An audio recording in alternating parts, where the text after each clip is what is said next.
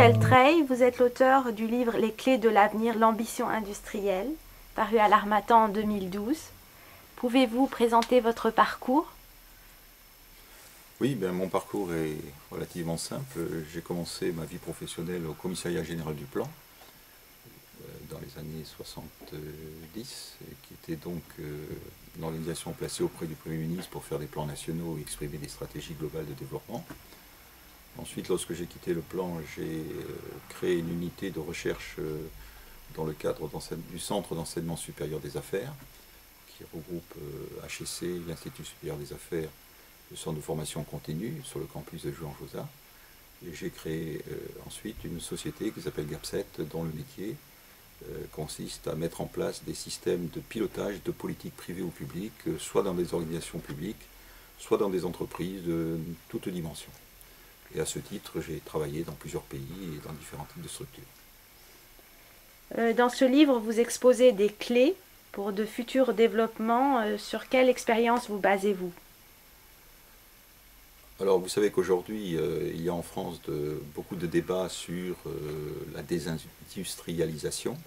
la perte d'emploi et la compétitivité. Donc, j'essaie d'indiquer que la puissance d'un pays et son rayonnement dépendent de sa capacité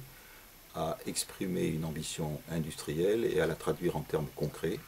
parce que c'est par les entreprises que se créent des emplois, c'est par les entreprises que se fait l'exportation, c'est par les entreprises que se payent les impôts qui subventionnent les budgets de l'État. Donc un pays qui a un tissu industriel fort et dynamique a indirectement et directement tous les moyens de son rayonnement et de sa puissance dans tous les domaines. Donc parler des clés de l'avenir en la matière, c'est dire est-ce qu'un pays comme la France a aujourd'hui les politiques qui conviennent et les ambitions qu'il faut pour se déployer à ce niveau-là et assumer un rôle dans les années à venir au plan mondial et au plan européen. Donc, dans votre livre qui est divisé en chapitres, définir une stratégie industrielle par exemple, quelles sont les pistes concrètes que vous proposez? Alors je crois qu'il faut s'interroger d'abord sur le pourquoi de la situation actuelle. La situation actuelle des économies modernes résulte de deux grands mouvements qui se sont déployés, l'un à partir des années 70, avec l'apparition des ordinateurs, qui a profondément transformé toutes les méthodes de travail et qui a conduit à la diminution des tâches mécaniques dans les économies, l'agriculture, l'industrie, avec le développement des services. Et deuxièmement, le second mouvement, c'est celui de la mondialisation qui s'est déployé à partir des années 80 avec les politiques libérales de Margaret Thatcher et de Ronald Reagan et l'ouverture du monde à tous ceux qui, industriels ou sociétés bancaires, avaient envie de le conquérir. Donc il faut bien comprendre ce phénomène et aujourd'hui, quand on regarde la production mondiale de richesse, ce qu'on appelle le produit intérieur brut mondial, environ 40% est assuré par 500 grandes compagnies, qui sont donc en quelque sorte,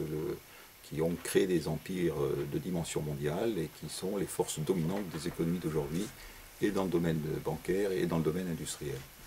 Donc la première question, c'était de s'interroger sur comment travaillent ces groupes, quelles sont les méthodes qu'ils ont utilisées pour se déployer au niveau mondial.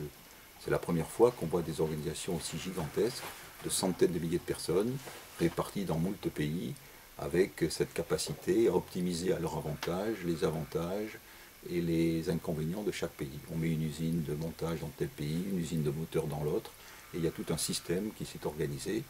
et qui fait qu'aujourd'hui, par exemple en France, plus de 30% des emplois de l'industrie sont des emplois qui dépendent de ces fameux groupes multinationaux. Donc à partir du moment où on a regardé cela, on peut s'interroger sur le fait qu'aujourd'hui, le développement des économies est principalement guidé par la somme des plans de ces groupes privés. Ces gens-là font des plans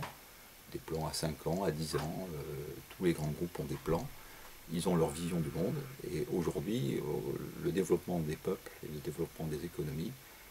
ne résulte en fait que de la somme des plans privés de ces groupes, sans qu'il y ait aucune alternative qui soit proposée par les pays eux-mêmes. Les pays ont en quelque sorte perdu leur capacité de manœuvre et d'expression de leur propre personnalité. Donc quand on parle de stratégie industrielle du pays, on parle de cette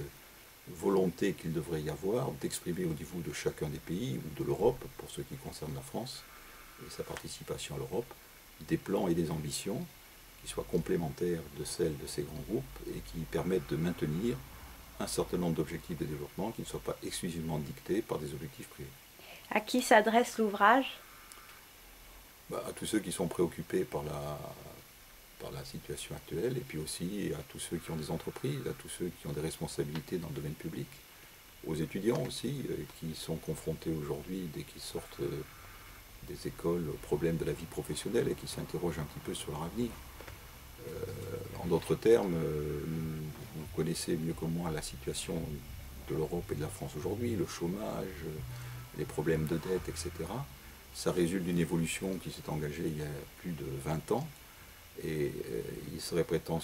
illusoire de prétendre redresser la situation